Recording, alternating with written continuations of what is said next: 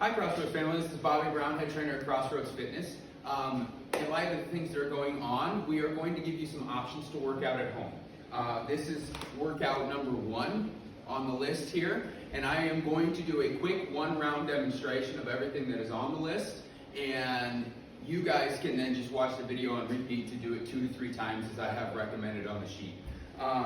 So in a body weight workout, it's all body weight, there's no equipment needed here. I am going to start my stopwatch.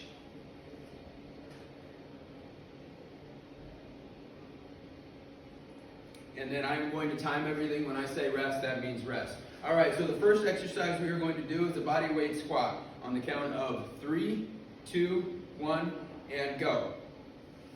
So we're gonna body weight squat for 40 seconds. I'm gonna shift sides so you can see me from the side at 1.2. What I do want you to keep in mind is that what I want is hips back and then go down and then stand back up. The squat is a hip movement.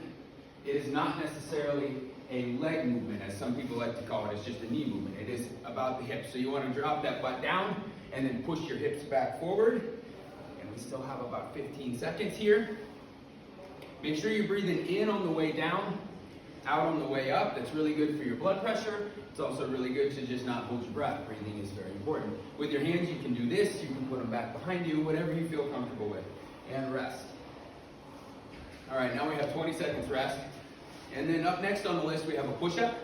I'm going to start in full push-up, and then I am actually going to drop down to a modified push-up about halfway through just to show you that one. And since we can have fun with this, I'm going to tell you, it's called a modified push-up. It is not a girl push-up. That is the wrong term for that. All right, and we're going. So on a full push-up, you want to breathe in on the way down, out on the way up, and you want to go all the way down until your elbows break your spine. The saying chest to the floor is not correct because everybody's chest is a little bit different. You want to make sure that your elbows break your spine and then breathe out as a push-up. Now I'm going to drop down to the modified version. Modified version is on your knees, just like so. But other than that, you keep your core tight and you follow the exact same procedure as if you were on your toes and go through. One thing that happens with this one a lot is this, and that is not correct. If you feel you're doing that, start on the ground and then come back up from there and rest. Next up, I'm just going to go ahead and stay down. We have an elbow plank. Again, like with the push-up, I'm going to modify it halfway through to show you both versions of the plank. That way, if at any point you get to the point where you can't hold a regular plank, you know what the modified version is. Also, if you can't hold a regular one, you already will know what that is. So for a plank, start lying down, hands back even with your chin, prop up onto your toes and on your elbows, make sure your back's flat. This is what I see more than anything. You don't want to do that. Let the scapula sit down. If you take your fingers and actually dig them into the ground a little bit, you will feel your core engage even more. And Sabrina, I shut off my stopwatch so people let you know about halfway through. Oh, and then halfway. The modified version here, same exact thing. You start here, you bring your hands back, and then you just hang out right here on your knees. I cross my legs just for comfort. It is not something that needs to be done. And then you can just continue to hold, and like I said, intensify it by digging those fingers into the ground. Rest. I have no idea. I must have hit the button on that one. All right, so next up on the list, we have a mountain climber. Same exact, I'm going to show you the real version, and then I will show you a modified version, which is going to require some good camera work for Sabrina because I have to get into an elevated surface. So,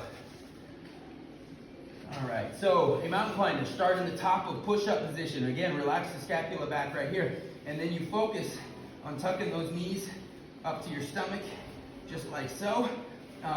One of the common things I see is this. That's not a mountain climber. The mountain climber is about keeping the core tight and going up. You can add speed as long as you can maintain the core engagement.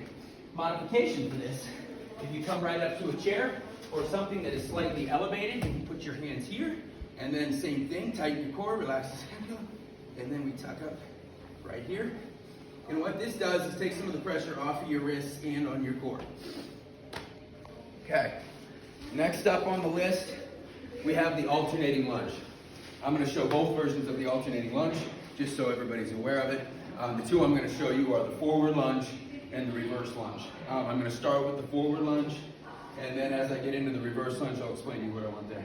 Forward lunge, take a nice long step forward, drop your back knee straight down, and then come back forward. One of the things that I see a lot is this. That is not what we want. We want you to step forward here, come back, switch feet, Drop that back knee down, back and forth, just like so.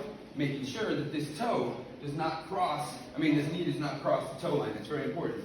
Next version, reverse lunge. This is what I recommend for anyone who has any knee issues, and you'll see why. You step back, drop that knee down, and then come back forward.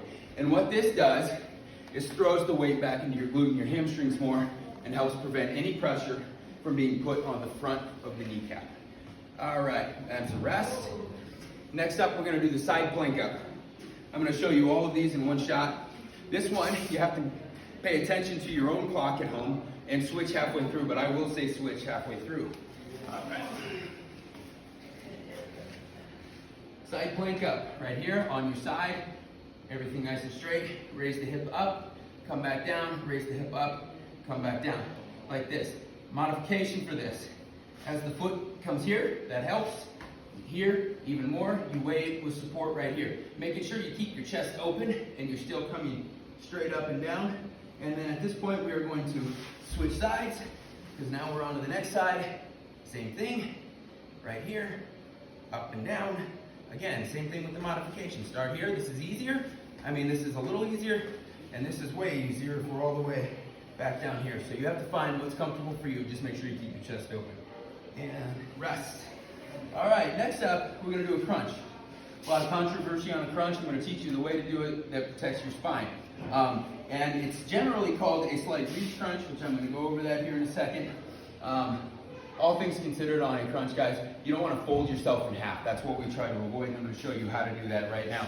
All right, so for my crunch, you're gonna start on your back, bring your heels underneath you. I want you to actively push your lumbar spine on the ground. It should be 100% flat, that's your core engagement. Hands come right up here, just like so, and all you do is reach straight up until your scapula comes off the ground, and then go back down. And if you are forcefully pushing your lumbar onto the ground, you will notice that's actually a lot harder than you thought it was going to be. This is what I don't want to see. You reach straight up in the air. Find the point above you, and reach up and come back down, reach up, come back down. This also helps keep your neck relaxed so you're not wrenching on it that way. If you have neck problems with the crunch, that's probably why. Rest. Next up is the jump squat.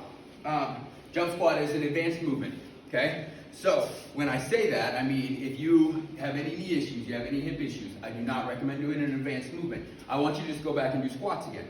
Not really the end of the world, just go back and do squats again. But I am going to show the jump squat for those of you who are a little bit more advanced.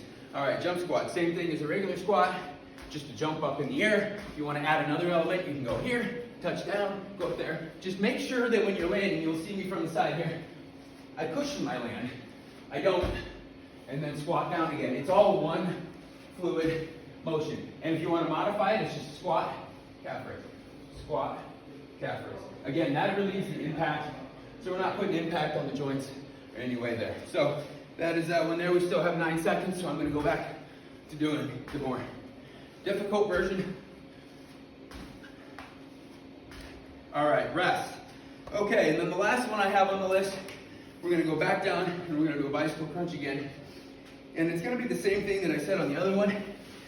The main thing you're going to focus on is keeping your lumbar flat on the ground. I can't stress that enough. That's what we're actually getting out of this exercise. The movement is all just an added bonus. So, start here, put this flat on the ground right here, your hands come right here, and then what I want you to think is shoulder up in the air, not this. We just go here, here, and reach up just like we were doing on that reach crunch while keeping our lumbar flat on the ground. And as you guys can probably hear already, I've managed to make myself out of breath. Going through one round here, we have 15 seconds left. And if this is too much for you, go ahead, go back down, flatten that lumbar, and just reach across your body, not up and across, just like I did on that reach crunch. You need to do this to help. That is 100% okay. And that's a rest. All right, so that's round one of a body weight exercise that I recommend you can do anywhere from 2 to 4 times. It's kind of on you how intense you want to make it. Those of you who are new to body weight, start at 2. Tell me how you feel tomorrow. If you're pretty sore, you were probably right. If not, you can probably step it up next time. And that's the end of round one.